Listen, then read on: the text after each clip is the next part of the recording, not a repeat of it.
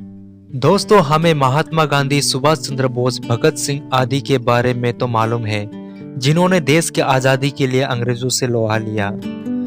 पर बहुत कम लोगों को ये पता है कि बहुत से लेजेंडरी फ्रीडम फाइटर हमारे उत्तर पूर्व क्षेत्र से भी हुए, जिन्होंने भारत माता के लिए अपने प्राण दिए। आज हम ऐसे ही एक लेजेंडरी अनसंग हीरो के बारे में बात करेंगे, जिनका नाम ऊ शिवचरण रॉय है और वो मेघालय प्रांत से आते थे। 19 दिसंबर 1929 को भारतीय राष्ट्रीय कांग्रेस ने पूर्ण स्वराज के लिए मतदान किया। ब्रिटिश शासन से पूर्ण स्वतंत्रता। उस समय के कई प्रमुख राष्ट्रीय नेता लाहौर में आयोजित उस ऐतिहासिक अधिवेशन में थे। खासी पहाड़ियों से केवल एक ही सज्जन उपस्थित थे, ऊ शिवचरण रॉय चैट ढखार स्वैन। ऊ शिवचरण रॉय, जिनका जन्म 4 अप्रैल 1862 को सोहरा में हुआ था, लेजेंड बाबू जीवन रॉय मायरोम के सबसे बड़े पुत्र थे। अपने पिता की तरह उन्होंने भी अपने लोगों में गर्व पैदा करने का प्रयास किया, जो उनके अपने थे, और अपना पूरा जीवन इसमें समर्पित कर दिया। उन्होंने नियम खासी स्वदेशी आस्था के दर्शन पर व्यापक रूप से लिखा, महत्वपूर्ण भारतीय धार्मिक ग्रंथों का खासी में अनुवाद किया, तुलनात्मक अध्ययन प्रकाशित किए, सेंग खासी के प्रारंभिक वर्षों में प्रभावशाली व्याख्यान दिए, देशभक्ति के गीत लिखे जो आज भी गाए जाते हैं, और यहाँ तक कि व्यापार युद्ध में ईस्ट इंडिया कंपनी के एजेंटों से लड़े। प्रसिद्ध सात सुख मिनसेम शांतिपूर्ण दिलों का नृत्य को शुरू में सात सुख शिव का नृत्य के रूप में जाना जाता था।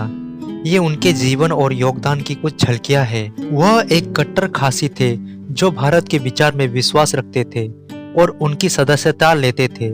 उनके लिए खासी राष्ट्रवाद और भारतीय राष्ट्रवाद के बीच कोई फर्क नहीं था, क्योंकि वे निम्नलिखित के साथ बहुत स्पष्ट थे। खासी जीवन शैली और पूजा उपमहाद्वीप की महान संस्कृति और आध्यात्मिक विरासत का एक अभिन्न अंग थी, और ब्रिटिश शासन इसके अस्तित्व के लिए स्पष्ट खतरा था। उन्होंने अपनी बुद्धि और अपने विश्वास पर अडिग रहकर अपनी शक्ति के चरम पर अंग्रेजों से लड़ाई लड़ी। वह 1920 में भारतीय राष्ट्रीय कांग्रेस में शामिल हो गए।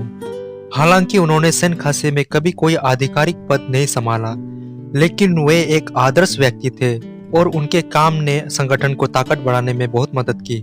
उन्होंने प्रशासन और शासन की पारंपरिक खासी प्रणालियों का प्रचार किया और कहा कि खासी विजित लोग नहीं थे, लेकिन उन्होंने देखा कि कैसे वे तेजी से अपनी पहचान खो रहे थे। वह नए भारत के भीतर अपने मूल्यों के साथ खासी राज्य चाहते थे।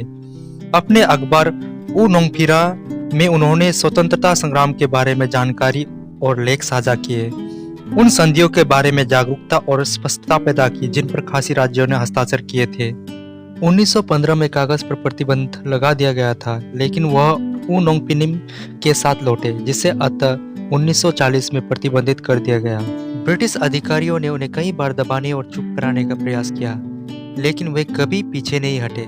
उन्होंने अपने खिलाफ दुर्भावना से दायर एक बहुत ही महत्वपूर्ण मामला जीता, जिसे वेकिंग केस के रूप में जाना जाता है, जहां उन पर शिलोंग के जेओ में पारंपरिक खासी नृत्य क्षेत्र लिम्पुंग वेकिंग के रास्ते में कब्रिस्तान की जमीन पर रोदने का आरोप लगाया गया था। वह झूठा साबित हुआ और आज पहाड़ी के बीच से गुजरने वाली सार्वजनिक सड़क सबूत के तौर पर खड़ी है। उनकी बातों का गलत अर्थ निकालने वाली पुस्तकें उन्हें बदनाम करने के लिए अभी भी प्रकाशन में है। औपनिवेशिक विरासत की एक क्रूर विरासत, हालांकि बिना पक्षपात के उचित मान्यता भी प्रकाशन में आ रही है। उन्होंने नेताजी सुभाष चंद्र बोस की प्रशंसा की, जबकि खासी समाज के वर्ग महान क्रांतिकारी पर विरोध करने और पथराव करने की योजना बना रहे थे।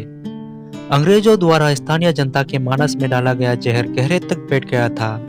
अंग्रेजों के बैठाए हमारे दिमाग में सबसे बड़ा और खतरनाक झूठ यह था कि खासियों का देश के बाकी हिस्सों से कोई संबंध नहीं था। बांटो और बर्बाद करो की यह भयावह नीति अभी भी हमें कमजोर करती है, लेकिन मुझे यकीन है कि नई पीढ़ियां इतनी आसानी से इनका शिकार नहीं होगी। जब ऊ तिरोध सिंह डेविड स्कॉट और ईस्ट इंडिया कंपनी से लड़ रहे थे, तब 19वीं शताब्दी के मध्य में एक स्वतंत्र राष्ट्र का विचार पूरी तरह से स्पष्ट नहीं हुआ था। विद्रोह देश भर में फैल रहे थे, लेकिन वे काफी हद तक असफल थे। रियासतों और छोटे समुदाय ने अपने दम पर हथियार उठाना शुरू कर दिया। हालांकि जब तक ऊ शिवचरण ने ऊ नोंगफिरा में अंग्रेजों के खिलाफ सामग्री लिखना और प्रकाशित करना शुरू किया, तब तक एक स्वतंत्र और एकजुट राष्ट्र का विचार स्पष्ट होता जा रहा था।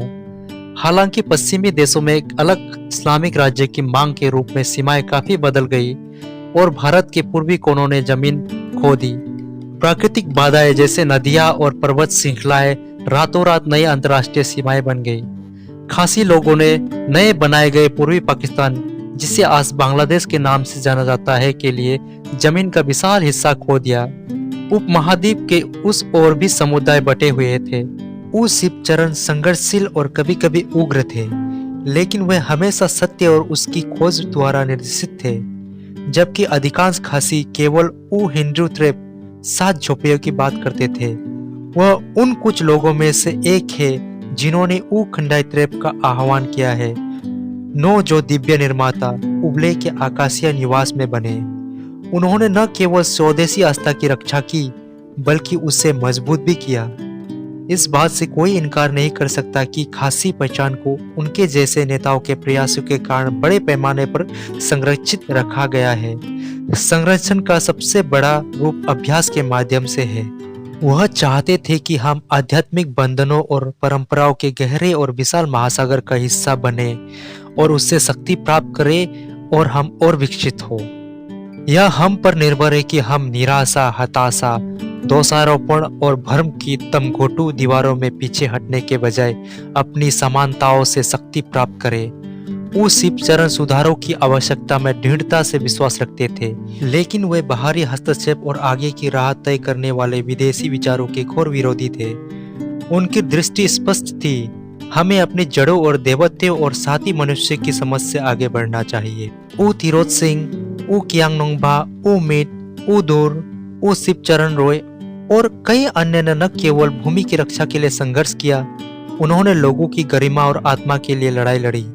आज वह आत्मा हमारी देवी माँ का मेरी इंडिया के बगीचे में गर्व और शांति के साथ मजबूत और स्पष्ट हो रहे हैं।